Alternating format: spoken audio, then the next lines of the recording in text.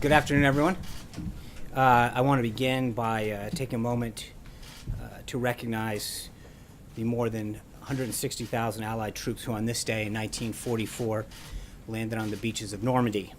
Thousands of Allied soldiers lost their lives and thousands more were wounded during the fight to liberate Europe from Nazi control. We all owe the brave troops who were involved in this critical operation an enormous debt of gratitude for the freedom that we all enjoy today. Last night, the President was truly honored with the Vice President to host a reception and First Lady here at the White House to pledge our love, support, and undying gratitude to the Gold Star families who have experienced a similar sacrifice firsthand. The story of every brave man and woman who has paid the ultimate price, from the opening battles of our Revolutionary War to the ever-changing battlefields of today, is forever a part of our nation's proud history, and I hope everyone takes some time today to recognize the sacrifice that so many have made. Now, with respect to the schedule today, later this afternoon, the President will be hosting House and Senate leaders for a bicameral meeting to discuss his domestic policy agenda, specifically health care and tax reform. And later this evening, he will host a bicameral dinner of Republican members to discuss his recent overseas trip and the foreign policy challenges that he's ready to work with them to tackle. President Trump, as you know, has already signed in 36 individual bills into law, 14 under the Congressional Review Act.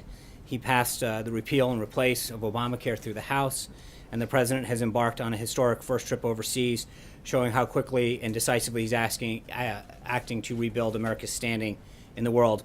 And we've become the first administration since 1881 to confirm a Supreme Court justice within the first 100 days. Those are all things that I think will probably be discussed with some of these members of Congress today. And now that they're back from Memorial Day recess, we really look forward to carrying on with the agenda. On health care, as Sarah mentioned yesterday, we just don't have time to waste. Obamacare continues to collapse. I mentioned before, a third of the counties have only one provider on Obamacare. The average individual premiums have increased 105% on average from 2013 to 2017. And just today, Anthem, the only statewide insurer left in the state of Ohio, announced that it'll be pulling out of every county's Obamacare exchange, leaving 19,000 Ohioans without any options. The American people have been saddled with the bill for Washington's inability to get this disaster taken care of, and it's simply not right for them to have to pay it any longer. It's time for us to provide them with the choice and control that all Americans want over their own health care. The American people and the American economy have also been suffering under a burdensome, overcomplicated tax system that stifles growth and takes too much money out of the pockets of working families. We're looking forward to working with Congress to change that by dramatically simplifying the system and delivering relief to middle income earners. Tax reform is a critical part of the President's agenda, and his team is working with a wide range of stakeholders, from legislators to business leaders to longtime tax policy experts, to ensure that his plan that Congress ends up taking on will make sure that it gets to his desk so he can finally fix the system. Later this afternoon, Director Cohn and Secretary Mnuchin will attend a listening session with business leaders from the transportation sector.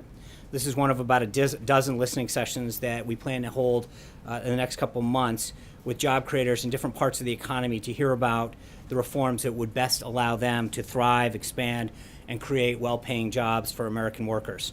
The Vice President is also meeting with legislators on the Hill today to discuss these next steps on all of the above policies. Elsewhere, the President's cabinet remains focused on acting his agenda in their departments and agencies. Secretary of Labor Acosta announced that the Department of Labor will strengthen its focus on preventing visa program abuse and take every available legal action against those who abuse the programs.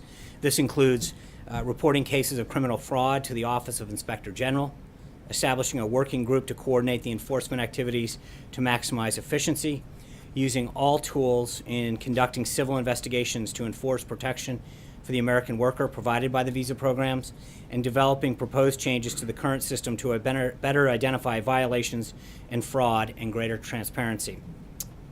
The President obviously was elected on a promise to prioritize the American worker, and his entire team here in the White House and throughout government is working hard in their respective areas to fulfill that. With that, I'd be glad to take a few questions. John. Sean, moments ago, Mitch McConnell, who will be here in the next few minutes, reiterated that he is not a fan of the president's tweets.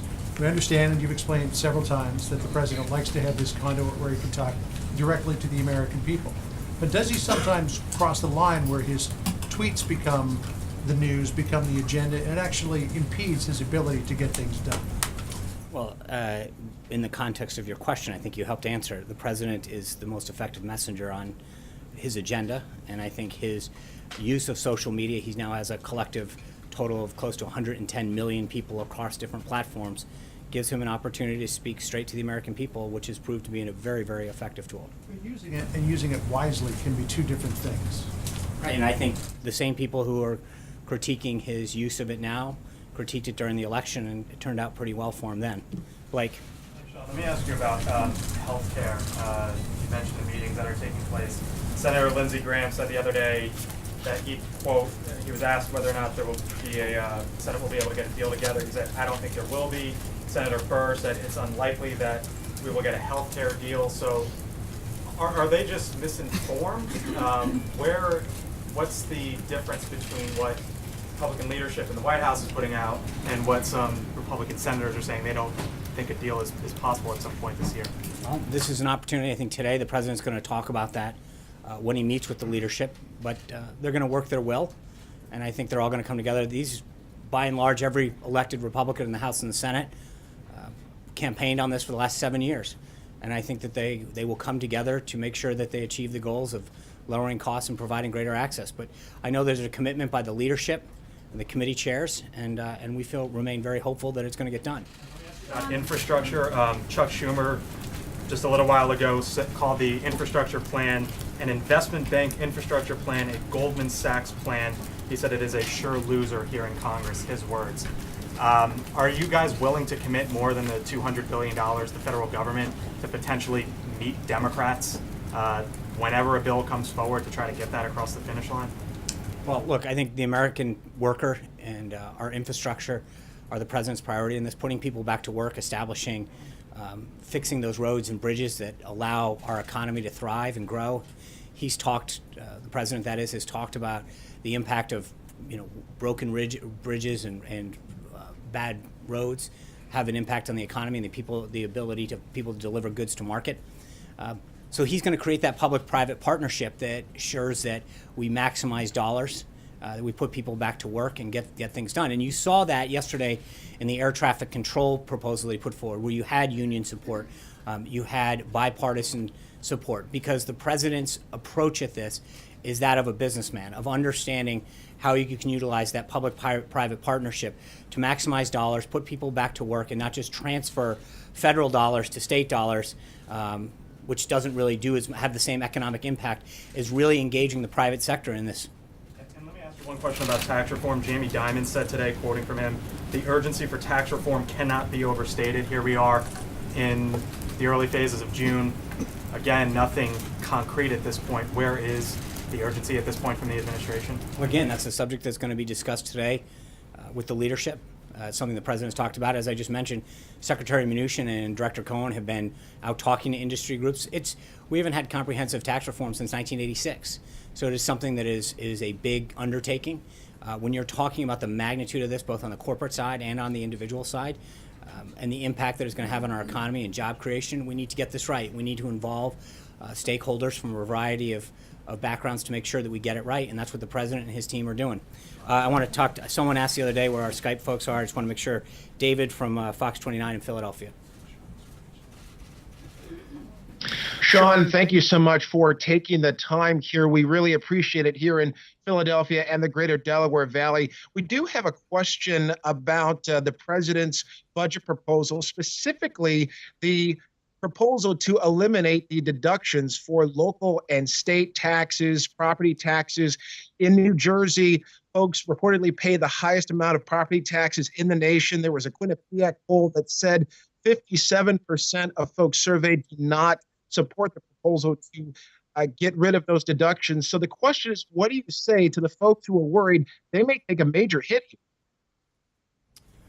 Well, David, thank you for asking. I think if you look at the principles outlined by Director Cohen and Secretary Mnuchin when they talked about the president's tax reform agenda, one of the principles was increasing the standard deduction. So for a middle-income family, you're talking about a doubling of that to $24,000. We estimate that about 95% of the folks that file now would not take individual deductions because of the large increase that would happen. Most middle-income Americans would actually save more under the president's plan because of the large increase that would exist with respect to the standard deduction. Blake, Trey, sorry. Thanks, Sean. Just moments ago, the U.S.-led coalition announced that they've struck pro-Assad regime forces in southern Syria. Has the president been briefed on this situation? He has. And a quick follow-up question on the president's tweets. Are President Trump's tweets considered official White House statements? Well, the president is the president of the United States, so they're considered official statements by the president of the United States. If I can follow up on that question, is President Trump at all concerned that his tweets could be used against him at the level of the Supreme Court when the ACLU takes on this travel ban case? Well, I think we've made it clear with respect to that that the court should follow the law, and I think the danger is real, the law is clear, and there's no question that we should prevail at the Supreme Court. Amen. Thank you, Sean. Can you tell us where the president's going to be and what he's going to be doing on Thursday at 10 a.m.? Is he going to watch former Director Comey's testimony up on Capitol Hill? The president's got a full day on Thursday. There's an infrastructure meeting with mayors and governors to talk about some of the projects that need to get out of that public-private partnership that I just discussed. He's giving a speech midday to the Faith and Freedom Coalition downtown. There's going to be a very busy day, as all of his days are. Look, as I just said, the president's going to have a very, very busy day, and as he does all the time, and I think his focus is going to be on pursuing the agenda and the priorities that he was elected to do. I'm going to get to our second guy here, Scott Hennon at KFYR in the Dakotas. Hi, Sean. Good to talk with you. I host a radio show here in, as you mentioned, North and South Dakota, Minnesota, Northern Plains, and have the blessing of talking to listeners every day who are enormously frustrated right now with the way that Washington works. Like the president, they're not fond of the swamp. I'm curious if the infrastructure debate will be different. The president focusing on that. Our governor will be part of the governors and mayors that are coming on Thursday. Does he believe infrastructure is more than roads and bridges, like UAS and drones, autonomous vehicles, pipelines, broadband, flood protection, which is all creating jobs here right now? And will the infrastructure debate be better received there than the healthcare and tax reform debates have been so far? Might it be the chance you have to begin draining the swamp?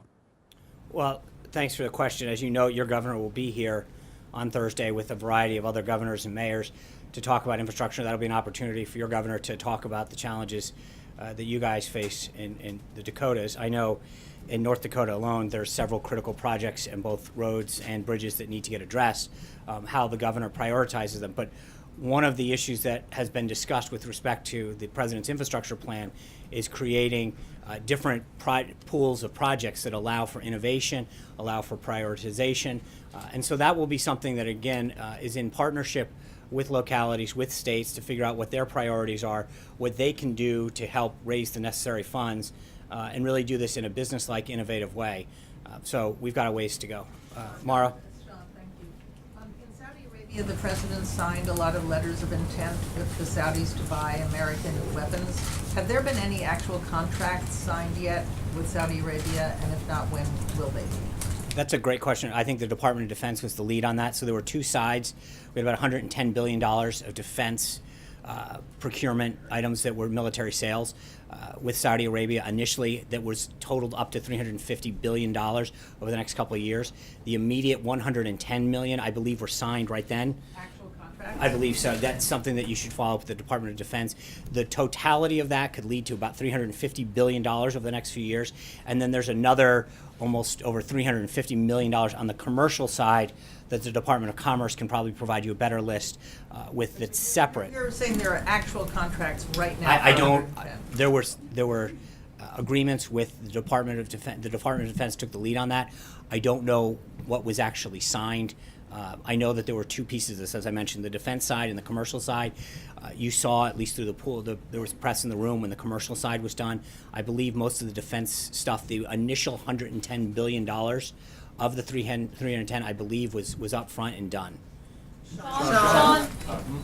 I wanted to ask about the president's tweets this morning on the Saudi-led isolation of Qatar. I had two questions. The first was the president seemed to be taking credit for the action, so I'm wondering if the White House actively encouraged sort of rupture among the Gulf states, and did the president or anybody in the administration speak to the Saudis before it happened about what was going to happen? This issue is not new. It's been there's been tension among Qatar's neighbors for quite some time, and the situation was notified through proper diplomatic channels. The United States continues to be in close communication with all the parties to resolve the issues and restore cooperation, which is so important to regional security there.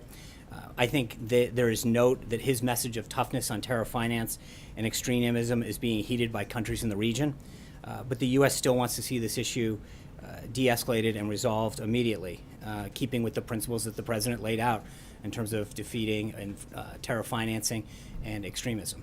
So, Major. sorry, can I just, well, there's a lot of concerns in Qatar that the move, especially with the support from the president, is aimed at removing the emir or his family from power. Considering that the president believes that the government there is financing terror groups, would regime change there be beneficial or detrimental? The president had a very, very constructive conversation with the emir during his visit in Riyadh.